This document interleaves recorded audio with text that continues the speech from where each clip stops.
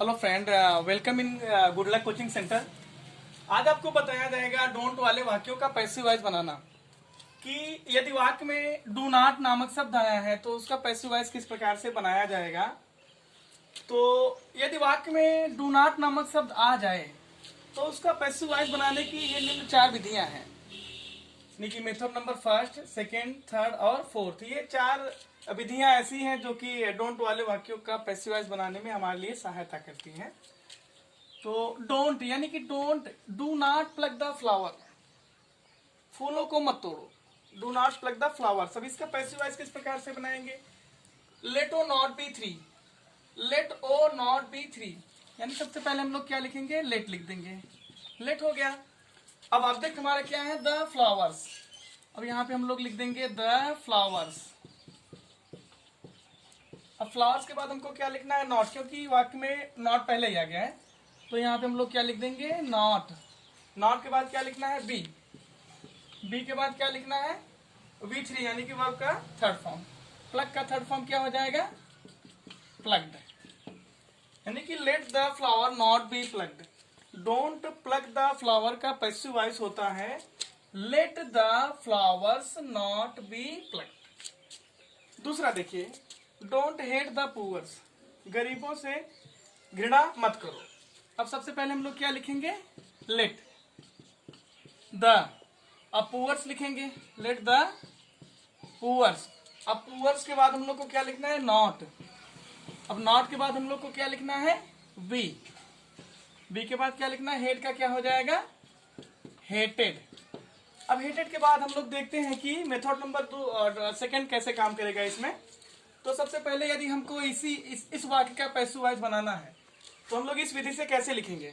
सबसे पहले हम लोग क्या लिखेंगे, the poors, object the poors. अब द पुअर्स के बाद हम लोग क्या लिखेंगे, शुड। क्या लिखेंगे, शुड।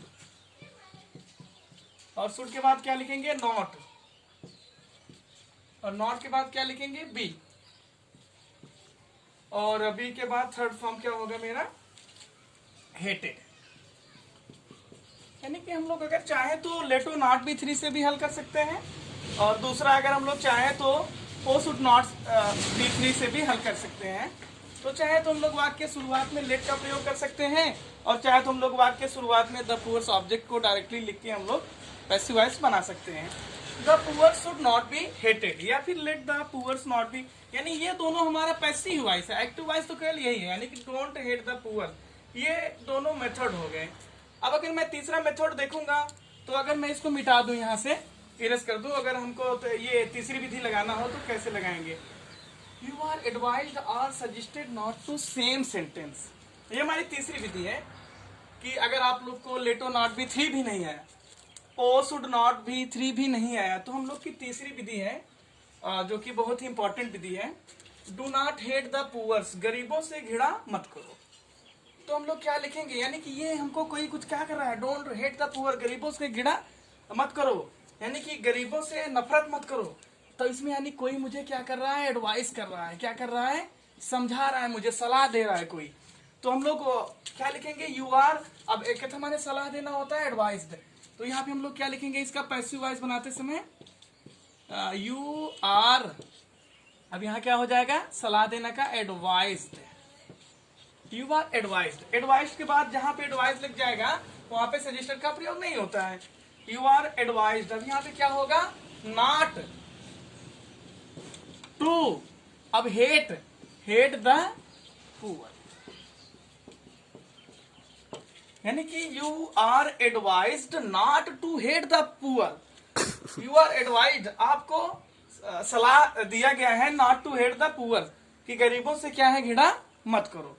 तो ये हमारी तीसरी विधि हो गई। जो कि चौथी विधि अगर मैं बताऊंगा तो देखिए चौथी विधि क्या है मेरी, तो पैसिव वॉइस बनाने की ये सबसे बढ़िया विधि है, you are forbidden to same sentence, यानी कि हमको ना तो एडवाइस देखना है ना तो सलाह देखना है।